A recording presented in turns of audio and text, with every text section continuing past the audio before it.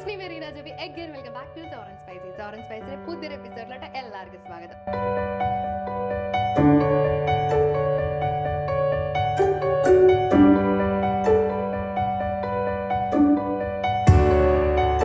Hello. അപ്പോൾ ഇന്ന് നമ്മൾ ഒരു ഫുൾ ഫിഷ് മുറിക്കാതെ തന്നെ മുഴുവനോടെ ഉരുളിയിൽ കറി വയ്ക്കാൻ പോകുന്നതാണ് കേട്ടോ. നല്ല ടേസ്റ്റുള്ള ഒരു കറിയാണ്. നമുക്കിത് ചോറിൻ്റെ കൂടെയും അപ്പത്തിൻ്റെ കൂടെ ഒക്കെ കഴിക്കാൻ വേണ്ടിയിട്ട് അടിപൊളി കോമ്പിനേഷൻ ആയിരിക്കും. എല്ലാവർക്കും എന്തായാലും ഇഷ്ടപ്പെടുന്ന ഒരു കറിയായിരിക്കും കേട്ടോ. അപ്പോൾ നമുക്കിത് എങ്ങനെ വേഗം റെഡിയാക്കി എടുക്കാൻ നോക്കിയാലോ.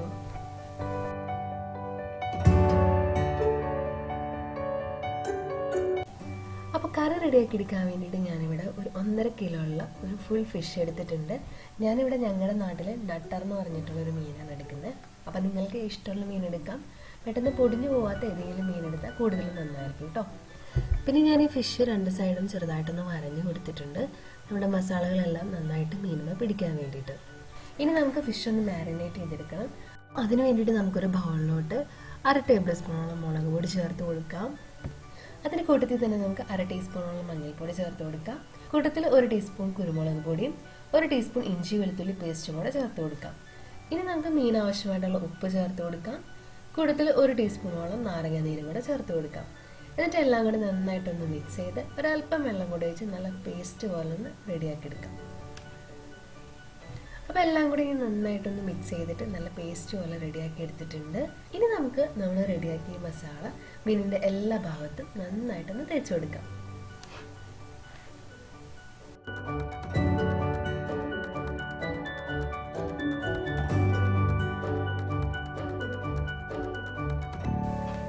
അപ്പോൾ ഞാൻ ഫിഷിൻ്റെ എല്ലാ സൈഡും നന്നായിട്ട് നമ്മൾ റെഡിയാക്കിയ മസാല തേച്ച് കൊടുത്തിട്ടുണ്ട്.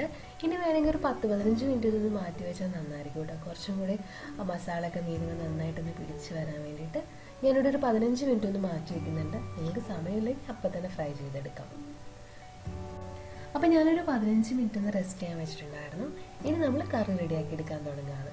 അപ്പോൾ ആദ്യം തന്നെ നമുക്ക് ഈ ഫിഷ് ഒന്ന് ചെറുതായിട്ടൊന്ന് ഫ്രൈ ചെയ്തെടുക്കണം. ഭയങ്കര ഡീപ് ഫ്രൈ ഒന്നും ചെയ്യേണ്ട, ജസ്റ്റ് ഒന്ന് ഷാലോ ഫ്രൈ ചെയ്തെടുക്കണം.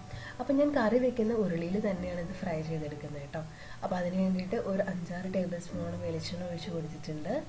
വെളിച്ചെണ്ണ നന്നായിട്ടൊന്ന് ചൂടായി വരുമ്പോൾ നമുക്ക് അതിനകത്തോട്ട് നമ്മൾ റെഡിയാക്കി മാരിനേറ്റ് ചെയ്ത് വെച്ചിരിക്കുന്ന ഫിഷ് വെച്ച് കൊടുക്കാം. എന്നിട്ട് ഒരു സൈഡൊന്ന് ഫ്രൈ ചെയ്തെടുക്കാം. അപ്പോൾ ഫിഷ് ഒരു സൈഡ് ആയിട്ടുണ്ട്. നന്നായിട്ട് ഇങ്ങനെ ഫ്രൈ ആയി വരാനൊന്നും വേണ്ട കേട്ടോ. ഒരു പകുതിയോളം വെന്താൽ മതിയാവും. അത് കഴിഞ്ഞിട്ട് നമുക്കിതൊന്ന് മറച്ചിട്ട് കൊടുക്കാം.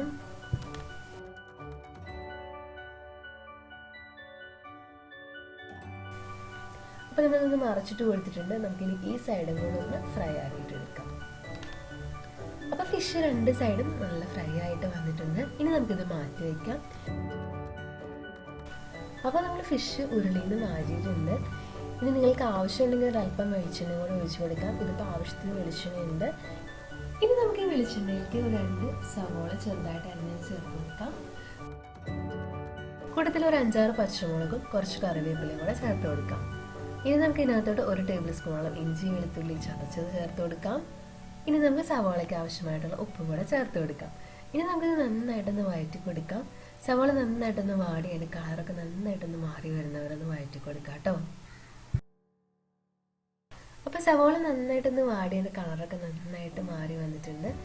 ഇനി നമുക്കിതിനകത്തോട്ട് 2 തക്കാളി ചെറുതായിട്ട് അരിഞ്ഞത് ചേർത്ത് കൊടുക്കാം. തക്കാളിയും കൂടി ചേർത്തിട്ട് നന്നായിട്ടൊന്ന് വഴറ്റി കൊടുക്കാം കേട്ടോ. നന്നായിട്ടൊന്ന് വഴറ്റി തക്കാളി നന്നായിട്ട് വെന്തുടഞ്ഞ് സവോളയായിട്ട് നല്ല മിക്സ് ആയിട്ട് വരണം. അതുവരെ നമുക്കൊന്ന് വഴറ്റി കൊടുക്കാം. അപ്പോൾ തക്കാളി നന്നായിട്ടൊന്ന് വെന്തുടഞ്ഞ് സവോളയായിട്ട് നല്ല മിക്സ് ആയിട്ട് വന്നിട്ടുണ്ട്. ഇനി നമുക്ക് ഇതിനകത്തോട്ട് പൊടികൾ ചേർത്ത് കൊടുക്കാം. ഇനി നമുക്ക് ഇതിനകത്തോട്ട് ഒരു 1.5 ടീസ്പൂണോളം മഞ്ഞൾപ്പൊടി ചേർത്ത് കൊടുക്കാം. 2 ടേബിൾ സ്പൂണോളം മുളക് പൊടി ചേർത്ത് കൊടുക്കാം. മുളക് പൊടി ഓരോരുത്തരുടെ എരിവിനനുസരിച്ച് ചേർത്ത് കൊടുക്കാം കേട്ടോ. പിന്നെ ഒരു 2 ടേബിൾ സ്പൂണോളം മല്ലിപ്പൊടി ചേർത്ത് കൊടുക്കാം. ഇനി നമുക്ക് ഇതിനകത്തോട്ട് 1 ടീസ്പൂണോളം ഗരം മസാല ചേർത്ത് കൊടുക്കാം. ഇതിൻ്റെ കൂട്ടത്തിൽ 1 ടീസ്പൂണോളം കുരുമുളക് പൊടിയും കൂടെ ചേർത്ത് കൊടുക്കാം. ഇനി നമുക്കിതെല്ലാം കൂടെ നന്നായിട്ടൊന്ന് വഴറ്റി കൊടുക്കാം കേട്ടോ. നന്നായിട്ട് വഴറ്റിയ പൊടികളുടെ പച്ചമണം ഒന്ന് മാറി വരുന്നവരെ നമുക്കിതൊന്ന് വഴറ്റി കൊടുക്കാം. ഇതിനകത്ത് കുരുമുളക് പൊടി നിങ്ങൾക്ക് വേണമെങ്കിൽ അവസാനം ചേർത്താലും മതി കേട്ടോ.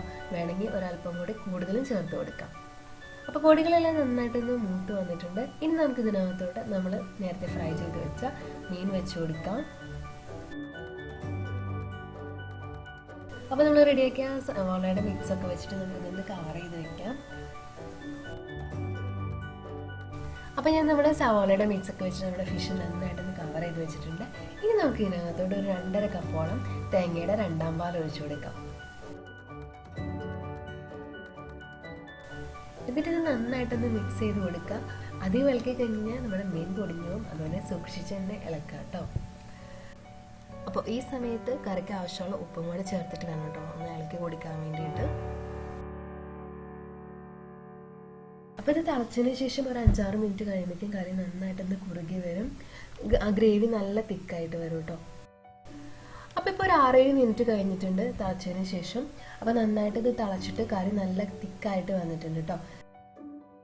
ഇനി നമുക്ക് ഇതിനകത്തോട്ട് നമ്മുടെ നല്ല കട്ടിയുള്ള 1ാം പാൽ ചേർത്ത് കൊടുക്കാം. അപ്പോൾ തീ നന്നായിട്ട് കുറച്ചിടാം കേട്ടോ 1ാം പാൽ ചേർക്കുമ്പോൾ.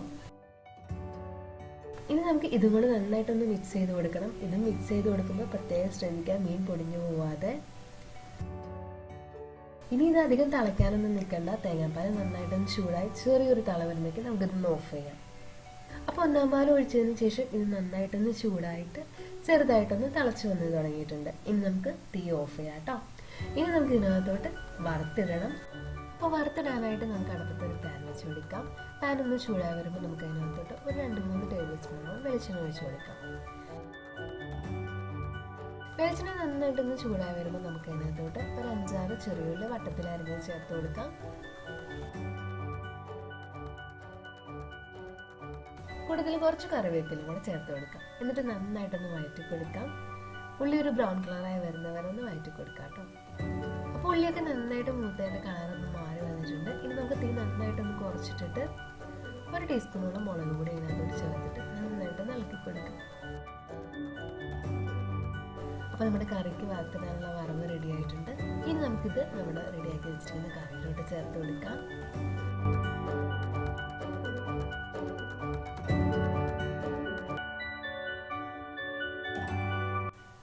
എന്നിട്ട് ചെറുതായിട്ടൊന്ന് മിക്സ് ചെയ്ത് കൊടുക്കാം. അപ്പോൾ നമ്മൾ അടിപൊളി ഫിഷ് കറി റെഡി ആയിട്ടുണ്ട്. നല്ല ടേസ്റ്റുള്ള ഒരു കറി കേട്ടോ. അപ്പോൾ എല്ലാവരും ഒന്ന് ട്രൈ ചെയ്ത് നോക്കാം. നമുക്കിനി അടുത്ത വീഡിയോയിൽ വേറൊരു റെസിപ്പി ആയിട്ട് കാണാം. ടാറ്റാ.